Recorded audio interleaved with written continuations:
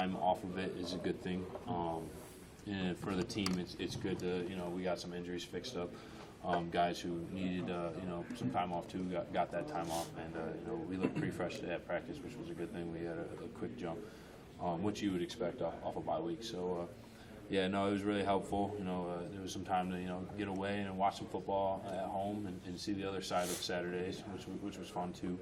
But it made me miss game day even more. So we're excited to have that bye week behind us now and on to Purdue.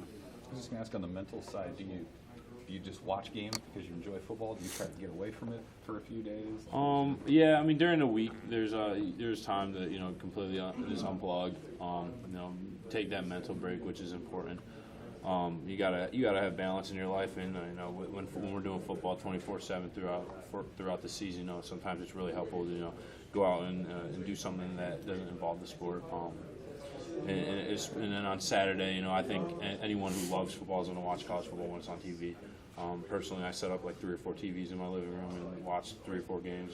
And then same thing on Sunday too. But I didn't know about Red Zone. I didn't know you could watch every game on one TV, which would have been nice to know. It was a good week, good refreshing week, and like I said, now we're just excited to move on to Purdue.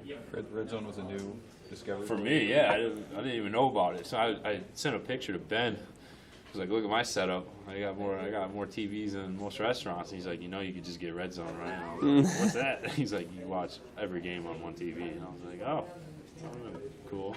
Electricity price would have gone down. I got a big TV at home. I got like a 90-inch TV in my living room. It was a little sale I found actually off of TikTok, and went to Target and got me a 90-inch TV a couple years ago, and now that's my prized possession back at home. Casey, what kind of a teammate is Damian Jackson? DJ, he's the ultimate leader, I would say, and that doesn't mean he's not the guy who's going to be screaming and hollering. He's just when you say lead by example, that's what you're talking about.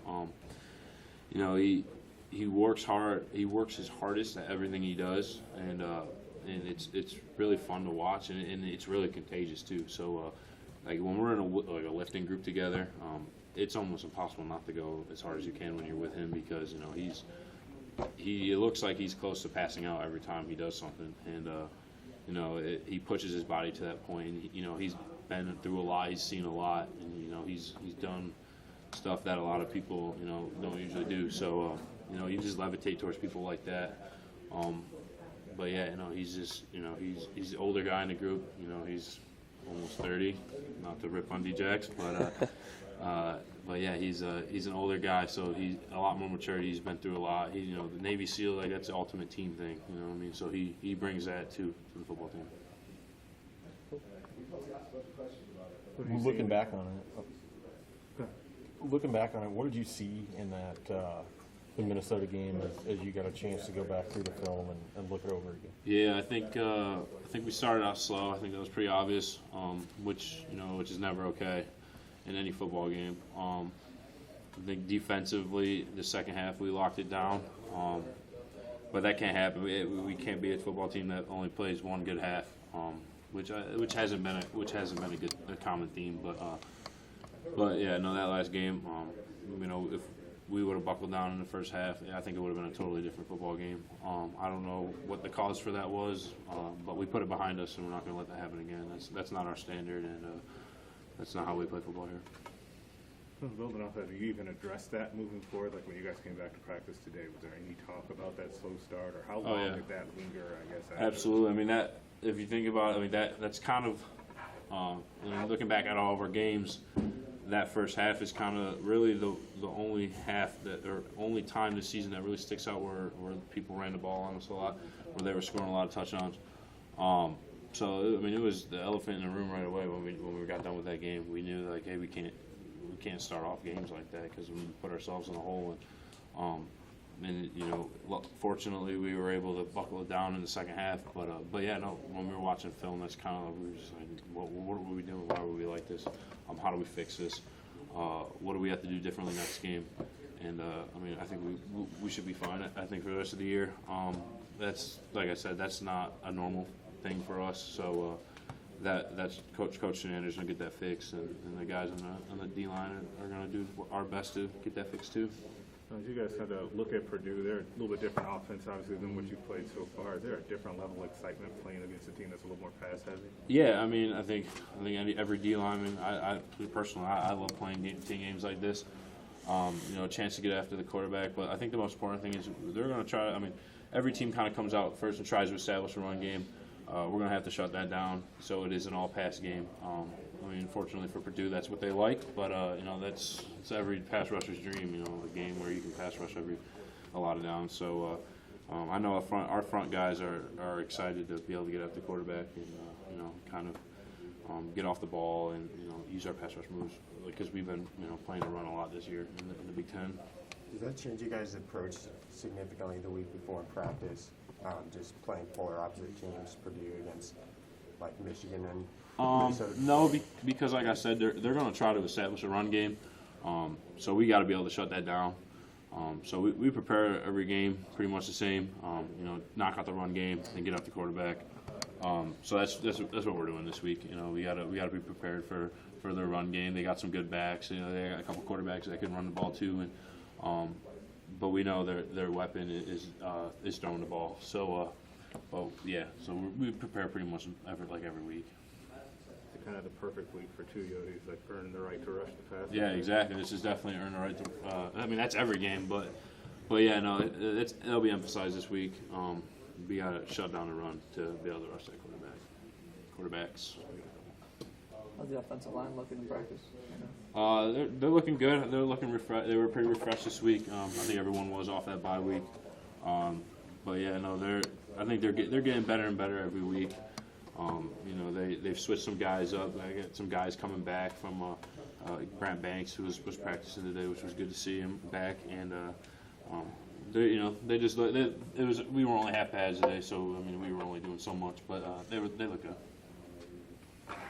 Hey, Casey, I know the schedule's been a little different for you with your availability, your playing time as the season went on, but for the team in general, Coach mentioned I think after the 6th game about kind of breaking these next 6 up into individual 2-game stretches. Mm-hmm. So you're going into the second of those 2-game stretches now. What kind of like psychological or physical impact do you feel like that can have on the team if the guys follow that?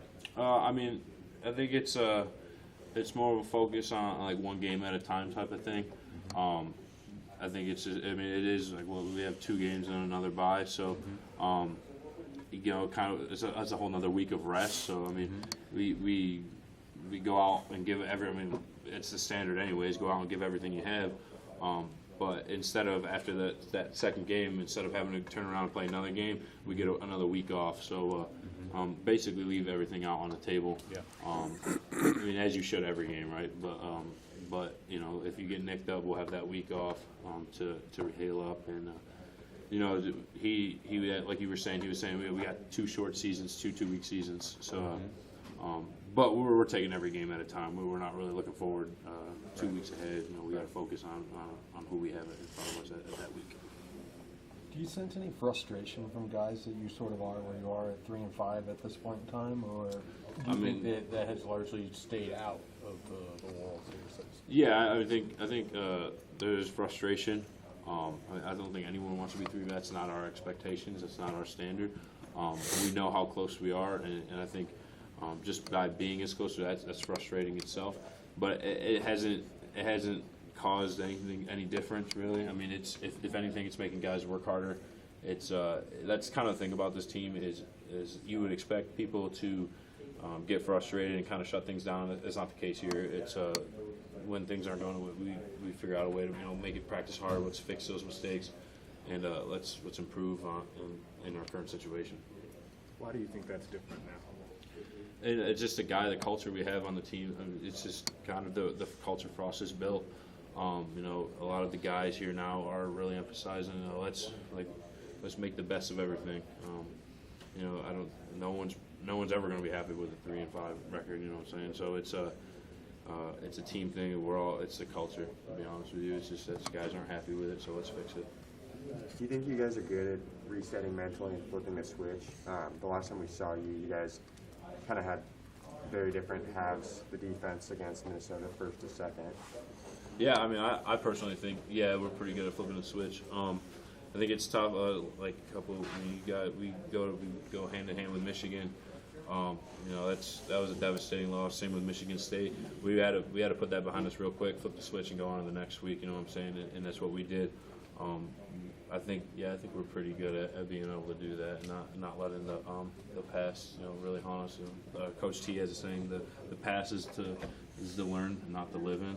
So I think a lot of guys really don't like that. How long did that Minnesota loss sit with you? You guys didn't have another game to prepare for right away after that one. Yeah, I mean it was a frustrating long week, especially after that bye week. With that bye week, but I mean it probably went to that weekend, and last week we had 2 practices, and those were important practices. So we had to put it behind us, and we had to learn from it, put it behind us, and get ready for the 2 practices that we had last week, and then for this week too. It's a weird, like you guys normally are going to practice more often than that, and you're normally going to practice closer to an opponent. What did you guys do during those practices? That was situated like that? Yeah, a lot of like situation stuff.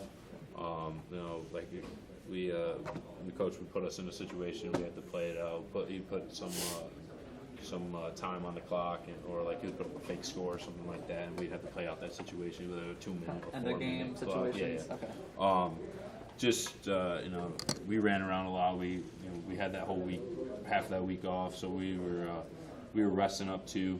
A lot of the young guys got some reps and stuff like that too. So yeah, they were quicker practices, but they were useful. They were very productive.